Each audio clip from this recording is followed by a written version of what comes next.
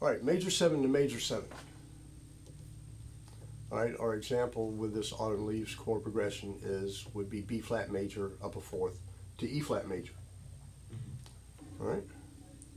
Now, because another thing about the dominant seventh, in the second one there that we just did, the flat 2, because it's a dominant seventh chord, you can get away with flat 2. Right. Because flat 9, a lot of times flat 2 will be looked at as flat 9, but that note is an acceptable tension note in a dominant seventh sound. Mm-hmm. Okay. Where it's not in a major seventh sound. Mm-hmm. Now you could do it, but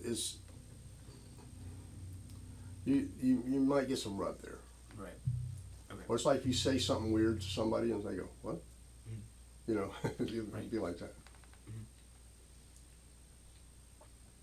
All right, so the formula for major 7 upper fourth to another major 7 is what I did with that dominant to make it sound major. I went on the F. I went 1, 2, 3, and then up above the target B flat, I used a diatonic approach note to go back down. So that's what you do major to major going up.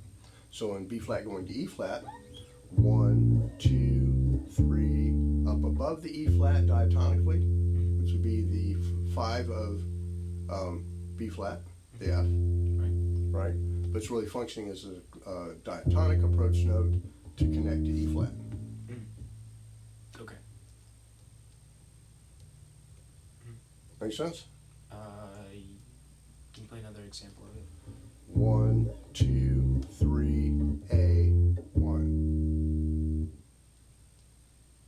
I went 1 B flat, then C, the 2 of B flat. 2. Then I put the 3 of B flat on B3, and then I put the 5 of B flat on B4, functioning as a diatonic approach note, resolving to E flat. Okay, and that's for the That's C. C. Yeah. Okay, I hear it now. Yep. Okay. All right. All right. Then, like all the others, go down the scale. 1, 7, 6, 5, 1. Now remember when I said put the chord tones on beats 1 and 3 more than you don't when you're playing quarter notes? On all these descending scales, I'm not doing that. So for every rule in music, I've come to feel like the only absolute in music is there are none. Everything is always relative to the situation and the moment. And you look to something I like to, that's referred to as functional harmony. And as opposed to what the chord scale theory book says, right?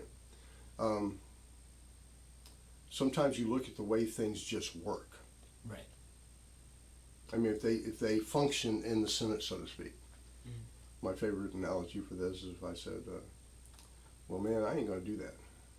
And you look at me and say, well, look, man, it says here in this grammar book you can't use the word ain't. It's against the rule. And then you tell me why, right? I said, well, did you understand what I meant? Yeah. I'd argued it functioned in the sentence. That's functional harmony. Right. Right? So sometimes you look at how things just work. So what chord scale theory can't or won't explain, turn to functional harmony. Okay. And you don't have to be one or the other.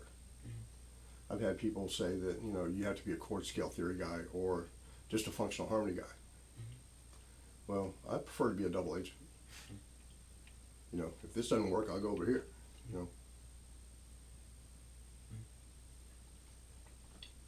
All right. So what my point was is that as I'm going down, let's say even on the C minor is F7, 1, flat 7, 6, I'm putting 6 on beat 3, right? On the F7 going to B flat, I'm going 1, flat 7, 6, I'm putting 6 again on beat 3.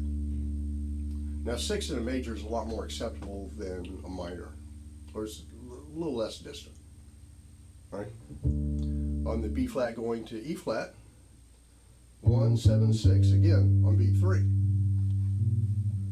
Right? So I'm breaking that rule of what I just said about putting chord tones on beats 1 and 3 when you're playing quarter notes. Okay. So why does that work? Yeah. Why? I don't know. Because it's Well, music follows the laws of gravity, right? In other words, notes naturally resolve downwards. They don't naturally resolve up. Right. So since I'm stepping down, da da da, that pull of going down is making it work. Okay. Is giving it strength. Mm-hmm. Is basically the answer. Okay. I guess that makes sense. I understand it. Yeah. Right? So you got the laws of physics helping you out there. All right? It's not, you know, a lot of functional harmony explanations will be, well, this is the way I think about it, you know. It's a lot less. That's why a lot of people prefer the chord scale theory thing, because it's definitive, you know. Right.